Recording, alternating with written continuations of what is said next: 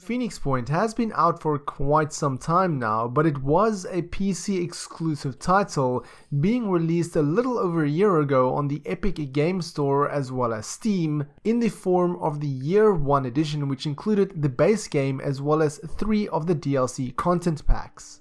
However, about a week ago the game finally released on consoles, that is for Xbox One as well as PlayStation 4, in the form of the Behemoth edition, which includes the base game, the previously 3 released DLC content packs, as well as a weapon pack and the latest DLC pack titled Corrupted Horizons. That is quite a significant amount of content, as the core campaign will easily take you 20 to 30 hours to complete, and the entire campaign with all of the DLCs can easily clock in at around 60 hours in total. Furthermore, there is also console exclusive armor skins available for each system, and there is a free 4K 60 frames per second update coming post-launch for PlayStation 5 and Xbox Series X. All in all, this is a staggering amount of content, especially if it's your first time jumping into Phoenix Point, as this is a game that was developed by Julian Gollop, who built the original Xcom way back in 1994. The official description reads as follows, quote, "The Earth has been overrun. A mutating alien menace threatens the last remnants of mankind.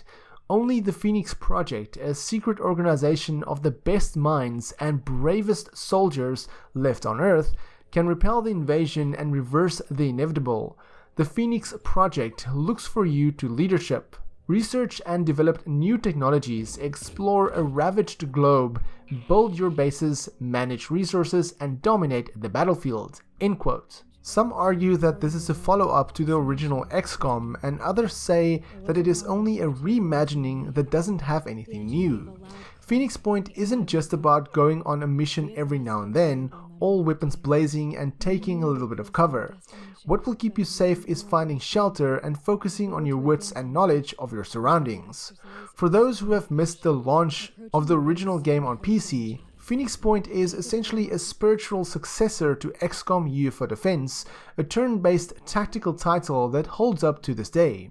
In Phoenix Point, mankind confronts extinction by stopping a killer virus, dubbed the Pandora virus, from the melting permafrost in the Arctic. The virus inevitably starts to mutate everything it touches, making any creature into beasts right out of any decent H.P. Lovecraft's book.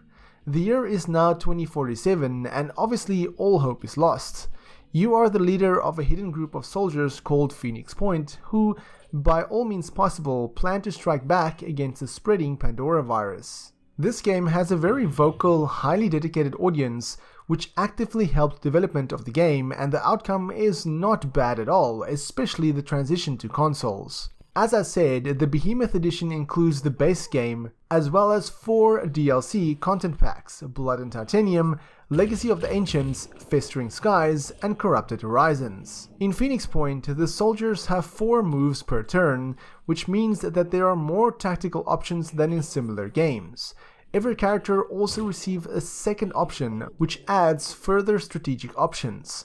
The involvement of 3 big factions, New Jericho, fire-powered focused normal human beings, Ainu followers, biotech-focused and obsessed of the future, and Synedrion, democratic cyber-focused radicals, makes the strategy layer feel alive and engaging. The main appeal of Phoenix Point is the dynamic relationship between its objectives.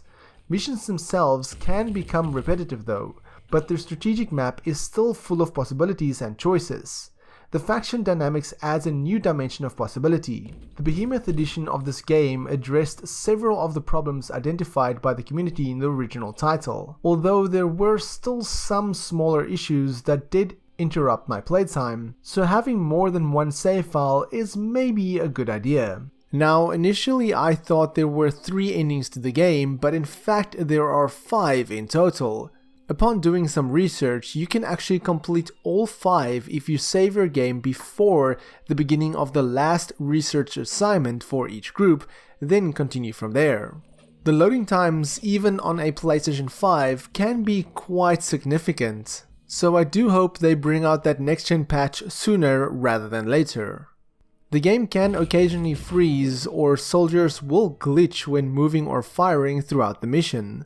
While these issues doesn't ruin a game, they are quite an inconvenience to deal with.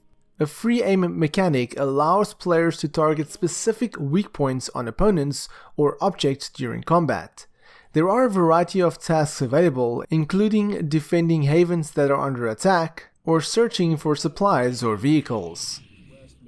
Diplomacy also plays a big role in this game, as players will need to execute diplomatic missions at specific times to increase their friendship with other factions.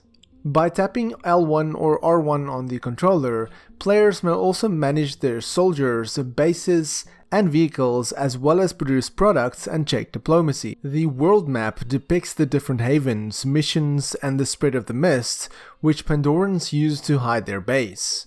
Players will use ships and smart planning to explore the geoscape. Flying, exploring, and researching all takes time, but players may stop on the geoscape screen if they need to think about their next action. Research is an important part of the game, and it has been its own tab for players to organize and use. This is a very long game, so it's fairly easy to lose 40 to 50 to 60 hours in this game, when in reality it feels like half the time has gone by. Phoenix Point on PC was already a fantastic title, and the Behemoth edition elevates that even further. It did take a little time to get used to the controls, but after the brief tutorial, it was fairly easy to jump into the rest of the missions. And I'm really curious to see how this game runs at 4K at 60 FPS on next generation hardware. If I had to put a score on this, I'd easily give it an 8 out of 10. I'd like to thank the publishers for providing me with the review key on PlayStation, and for more gaming content, check out the rest of my channel. If you enjoyed this video, then give me a thumbs up. If you dislike it, then give me a thumbs down, but please tell me why so I can improve my videos. My name is Frank, I'm the RedTieGuy, and frankly, thank you for watching. Catch you guys in the next video.